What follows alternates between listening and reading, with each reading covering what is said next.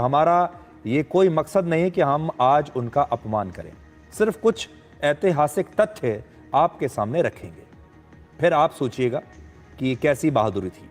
इसलिए राहुल गांधी ने जो दावे किए हैं, अब उनका एक फैक्ट चेक करते हैं। आज आप सबके लिए समझना बेहद जरूरी है कि राजनीतिक इच्छा शक्ति और याचना में बड़ा फर्क होता है। कई बार हमें इतिहास की बातें तोड़ मरोड़ कर बताई जाती हैं और सिर्फ आधा अधूरा सच हमें बताया जाता है। इसलिए आज हम आपको वर्ष 1971 के बारे में राहुल गांधी के अर्ध सत्य का पूरा सच आपको हम बताएंगे। इसके लिए आज मैं अपने साथ इंदिरा गांधी की एक चिट्ठी लेकर आया हूं जो मेरे हाथ में है।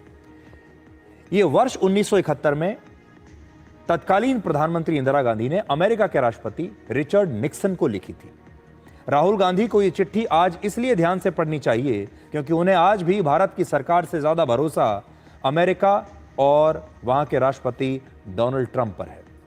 तो ये चिट्ठी मैं आपको पढ़कर बताता हूं। इस चिट्ठी में सबसे ज्यादा ध्यान देने वाली बात है इसकी तारीख।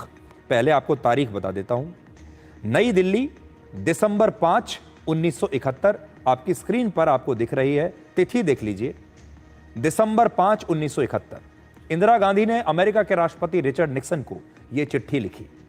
पाकिस्तान ने 3 दिसंबर 1971 की शाम को भारत के खिलाफ भारत पर हमला कर दिया और इस हमले के 2 दिन के बाद इंदिरा गांधी ने यह चिट्ठी लिखी। इसलिए समझिए इस बात को, 1971 में पाकिस्तान ने जब हम पर हमला किया, उस हमले के 2 दिन बाद भारत की प्रधानमंत्री अमेरिका के राष्ट्रपति को चिट्ठी लिखती हैं।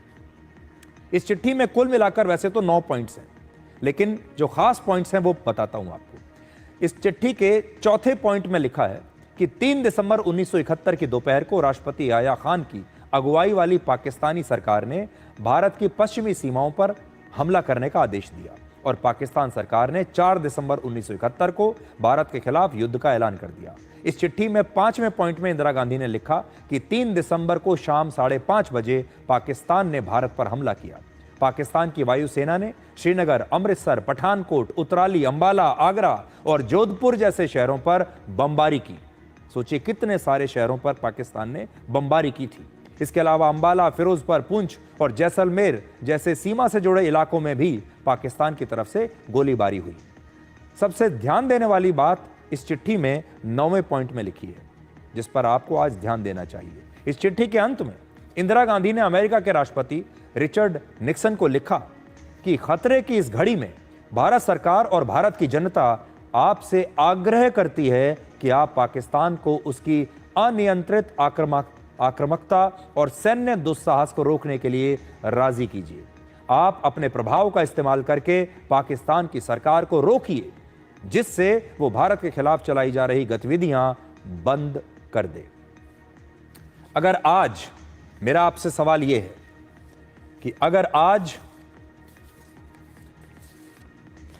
प्रधानमंत्री नरेंद्र मोदी ने ऐसी कोई चिट्ठी अमेरिका के राष्ट्रपति को लिख दी होती तो क्या होता, तो हमारे देश का विपक्ष क्या कहता अगर ये लाइन जो मैं आपको पढ़कर सुनाने वाला हूं ये भारत के प्रधानमंत्री ने आज लिखी होती। In this hour of danger the government and the people of India seek your understanding and urge you to persuade Pakistan to desist forthwith from the policy of wanton aggression and military adventurism which it has unfortunately embarked upon. May I request your excellency to exercise your undoubted influence with the government of Pakistan to stop their aggressive activities against India and to deal immediately with the genesis of the problem of East Bengal, which has caused so much trial and tribulations to the people not only of Pakistan but of the entire subcontinent. इसे आप किस प्रकार से लेंगे? आपकी screen पर पूरी की पूरी भाषा लिखी हुई है। क्या दूसरे शब्दों में हम ये नहीं कह सकते इसे? अब ये अपने अपने विश्लेषण की बात है, लेकिन अगर इस भाषा को आप ध्यान से पढ़ेंगे तो ऐसा लगेगा जैसे भारत ही अमेरिका से कह रहा है कि हमारा सीज फायर करवा दीजिए। भारत की प्रधानमंत्री अमेरिका के राष्ट्रपति को लिख रही हैं कि आप पाकिस्तान को समझाइए, आप पाकिस्तान को रोकिए। इसका क्या मतलब हमें दिखाई देता है? क्या यह चिट्ठी आपको बहादुरी से भरी हुई दिखाई देती है या इस चिट्ठी में आपको एक आग्रह दिखाई दे रहा है? इस चिट्ठी में क्या आपको यह दिखाई नहीं दे रहा कि भारत की प्रधानमंत्री अमेरिका से यह आग्रह कर रही हैं कि आप पाकिस्तान को समझाकर उसे हम पर हमला करने से रोकिए?